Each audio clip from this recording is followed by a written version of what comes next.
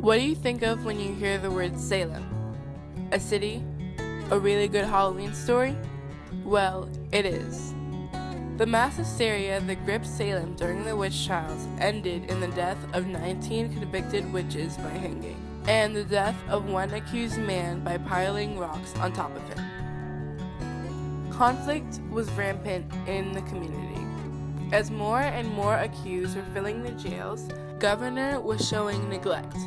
Eventually, he brought about a compromise when he ordered that the accusations stopped, and the remaining accused were left pardoned. Was it too little too late? Let me tell you the whole story.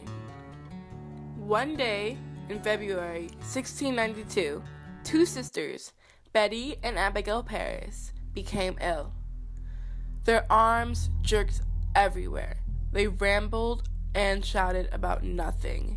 They hid under chairs and tables and cowered as if they were suddenly terrified. But it wasn't just them. Several of their friends who lived in their same Salem village also showed these symptoms. They called for a doctor. He came and checked them out. He observed their symptoms, and they weren't like anything in his medical books. He saw that there was no known illness that matched their symptoms. He pronounced them bewitched and said that the evil hand was upon them. His prescription was prayer and fasting, but nothing worked. Every now and then the possessed girls had calm moments, and they were asked who was bewitching them. They named 3 women: Sarah Good, Sarah Osborne, and Tituba. Tituba confessed to being a witch and to bewitching the girls. In the transcript of her examination, she spoke of demons threatening her and forcing her to hurt the kids.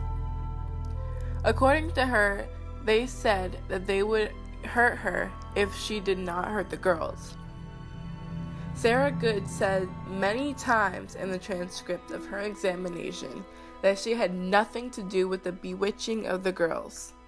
But after that, everyone thought that all the girls who were possessed, Betty and Abigail Paris, Mercy Lewis, Mary Walcott, Elizabeth Hubbard, and Mary Warren, could decipher whether someone was a witch or not.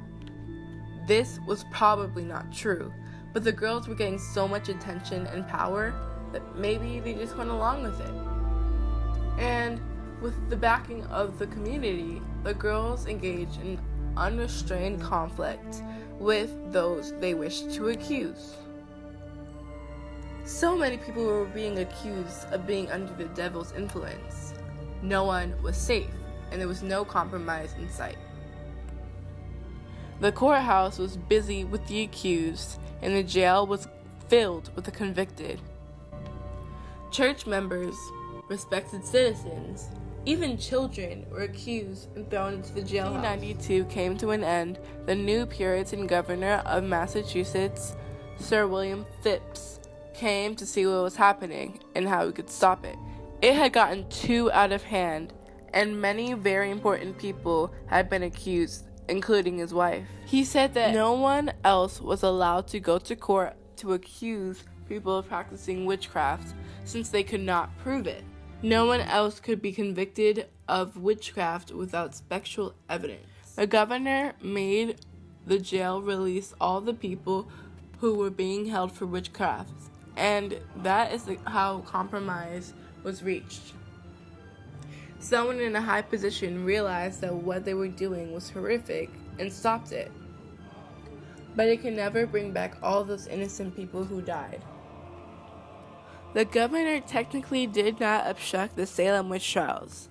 Instead, he installed the requirement that if there was no evidence, you cannot accuse someone of being a witch. This was his compromise. He knew that you couldn't produce facts to prove that someone was a witch, so it stopped the killings.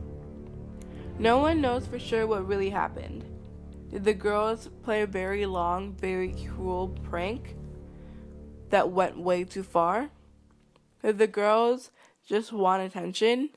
Was all the victims enemies of the girl's family and was this revenge? Did the girls suffer a mental illness? Or were witches really real, and are they still out there?